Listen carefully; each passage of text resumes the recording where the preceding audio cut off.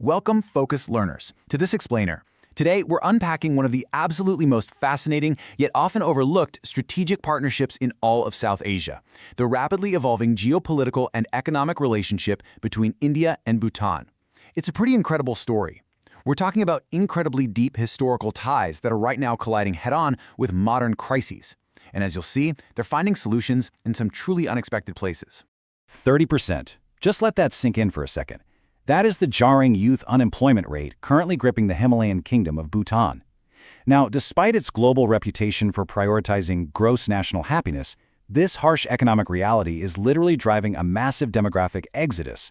Thousands of young, educated Bhutanese are packing up and leaving their homeland in search of better opportunities in countries like Australia and Canada. It's a quiet, but absolutely urgent crisis. And for a nation with a population of just around 700,000, it's putting immense stress on both their economy and their future demography. So, here is our roadmap for today. First, a century of friendship. Second, the strategic buffer state.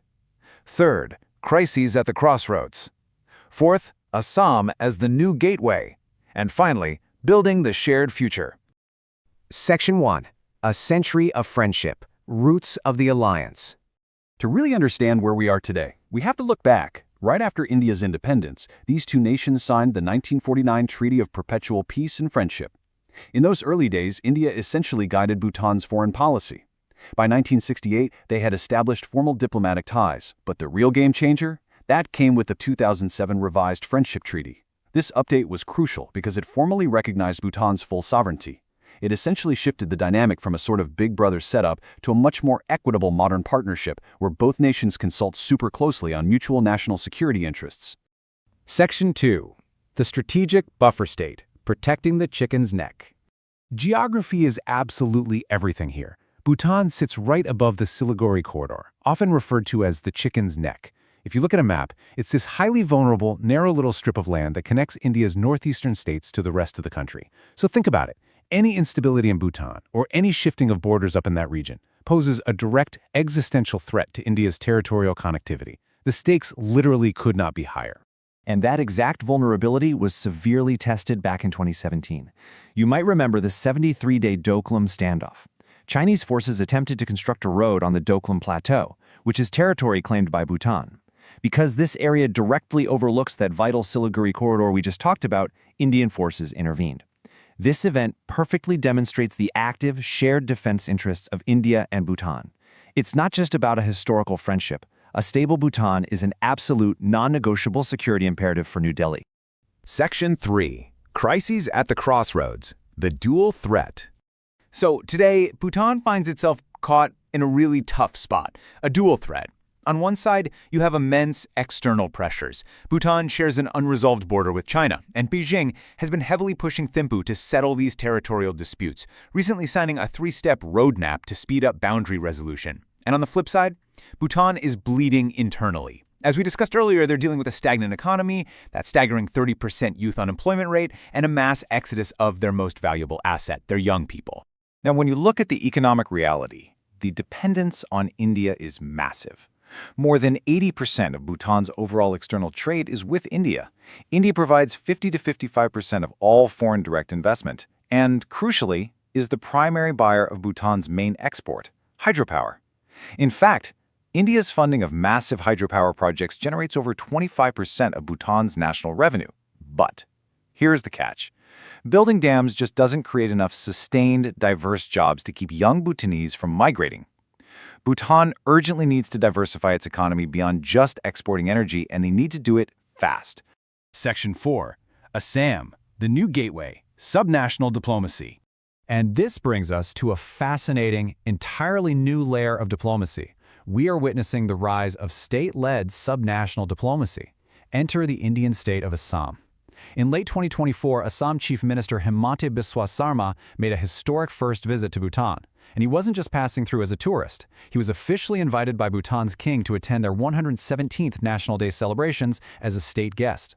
Assam is now strategically positioning itself as the primary regional growth hub and the ultimate gateway for the Himalayan kingdom. Chief Minister Sarma summed it up perfectly, stating, "Bharat and Bhutan share a unique relationship which is strengthened with the passage of time. This kind of personal, state-level enthusiasm is driving a huge push to connect the hills of Bhutan directly with the plains of Assam. It essentially takes this grand, high-level foreign policy and brings it right down to immediate, actionable, hyper-local cooperation. So what does this actually look like in practice? Well, it looks like deep people-to-people connections. Assam is stepping up big time. They're reserving medical and nursing seats specifically for Bhutanese students. They are opening up access to the Assam Cancer Care Foundation for Bhutanese citizens. On the trade front, Assam is serving as the launchpad for exporting daily essential commodities right into Bhutan. Things we take for granted, like bricks, LPG, and rice. They are even proposing new joint hydropower partnerships to meet Assam's growing energy demand. It's practical, it's immediate, and it's real solidarity. Section 5. Building the Shared Future, Infrastructure and Integration. Of course, long-term economic diversification requires concrete, steel, and rail. And we are seeing some absolutely incredible infrastructural steps that are permanently linking these two regions. Step 1 happened in late 2024 with the inauguration of the Daringa Integrated Checkpost in Assam, which is drastically improving cross-border trade and immigration. Step 2 is truly groundbreaking. They are constructing a 69-kilometer railway link connecting Kokrojhar in Assam directly to Galephu in Bhutan. And Step 3?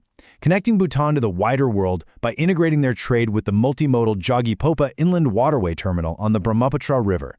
This literally opens up river routes all the way to Bangladesh and the Bay of Bengal. All of these new roads, railways, and waterways lead to one highly ambitious destination, the Galephu Mindfulness City. This is Bhutan's ultimate strategy to diversify its economy, create modern jobs, and finally halt that youth exodus we talked about earlier. It is a massive proposed economic hub sitting right on the border with Assam. The goal is to attract foreign investment in non-hydro sectors. Think IT, green energy, and services, all while strictly maintaining Bhutan's famous ethos of gross national happiness and environmental sustainability.